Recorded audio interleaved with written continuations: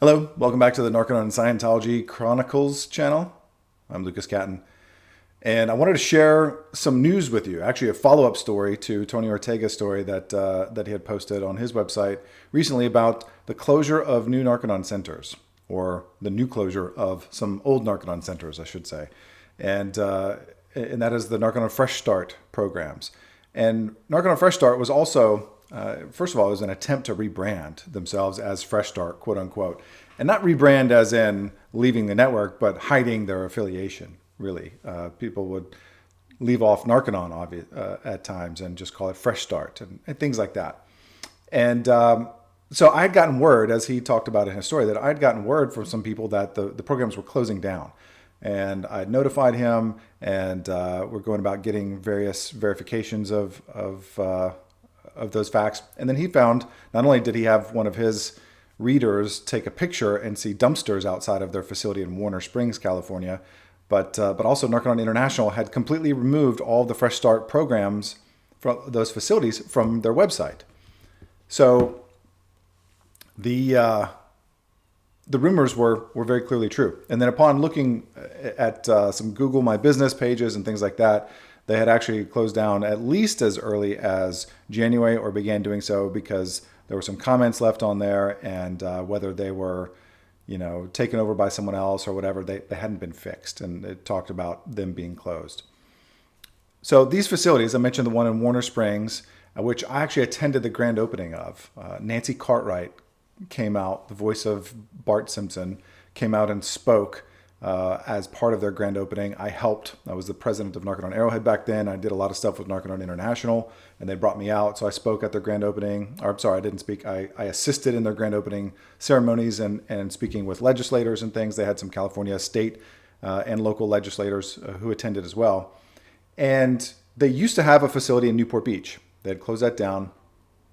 Newport Beach fought back against a lot of the treatment programs that were opening up down there because, frankly, they just weren't good neighbors. There's a way to be a good neighbor, and there's a way not to be. And the Narconon in Newport Beach was not a good neighbor. Just tons of people hanging out and smoking, right next door to neighbors, and really just not, again, generally not being a good neighbor. So they had closed down Narconon Newport Beach, but they got this other facility in Nevada, in Caliente, Nevada. They called it Rainbow Ranch. And it was large. So they started sending people out there, and they would come in to maybe do a little bit of detox in California and then ship them out to Nevada or ship them out to Warner Springs in California. And they also brought under its fold Narconon South Texas in Harlingen. And that was started by a well-known Scientologist, well-known within the Scientology community anyways, a dentist, Dr. Juan Villarreal. And so he sponsored that Narconon, but it was under the wing of Larry Trahan and the Narconon Southern California, or Fresh Start programs. So when Fresh Start closed down, and when Tony verified that they were completely removed from Narconon International's website, that this represents a significant mark in their history, because those group of facilities became the largest moneymaker in the network.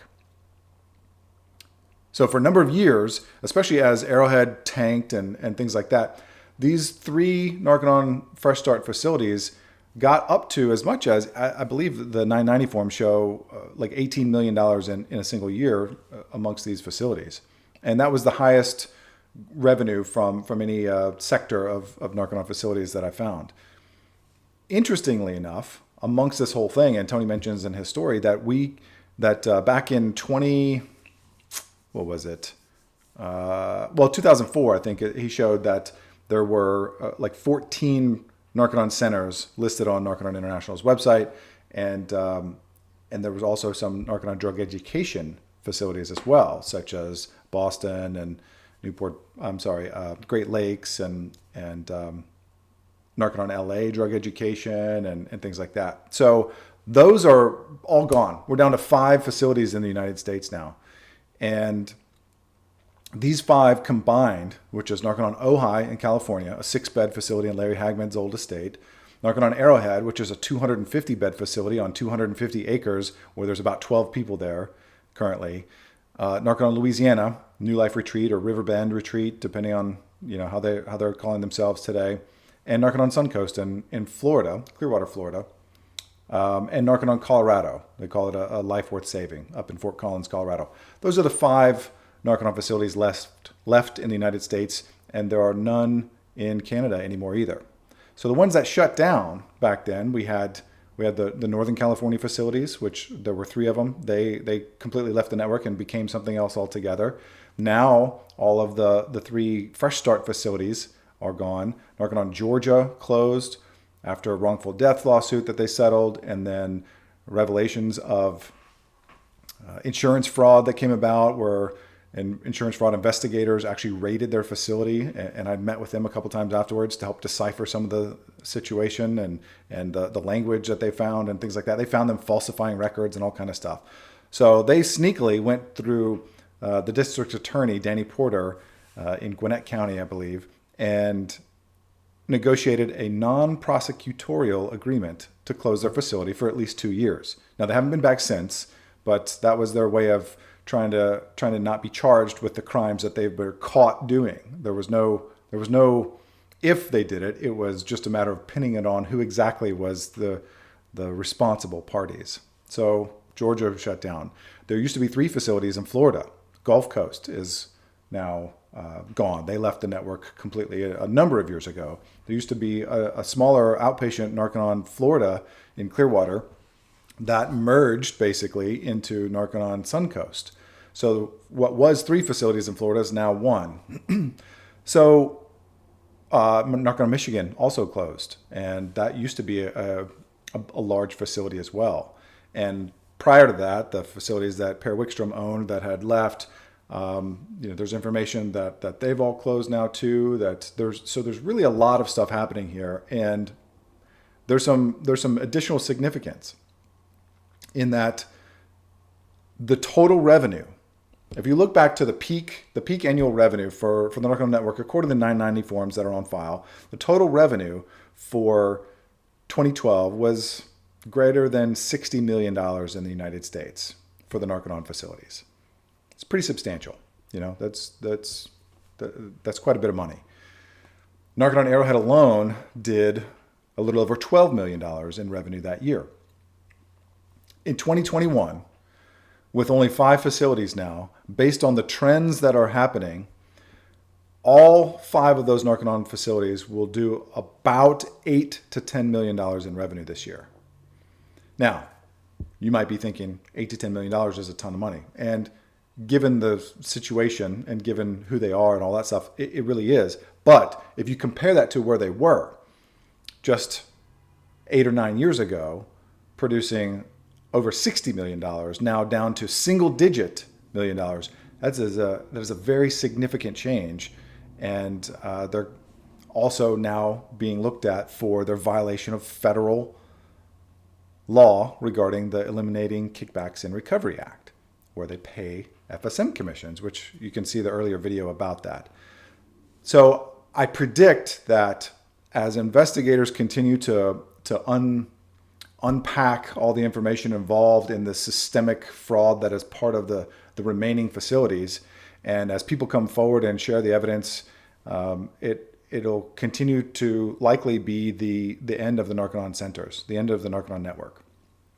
And for those of you who are Narconon supporters who might watch this, this is nothing that anybody else did to Narconon. This is Narconon doing it to themselves by committing fraud, by multiple forms of fraud: credit card fraud, wire fraud, insurance fraud, general false advertising in terms of their success rates, and wrongful death lawsuits, like lots of other things, then refusing to admit who they are and what they do, that they're really a Scientology-based program, that their end goal is to forward the aims of L. Ron Hubbard and Scientology, and that they aren't a legitimate treatment program with qualified people to deliver treatment. They don't have licensed therapists delivering recognized evidence-based practices.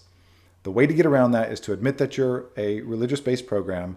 You can stop having to get licensing and accreditation and things like that, where you got to jump through hoops to convince people that you're okay, and just service the Scientology families who want to send their loved ones to you.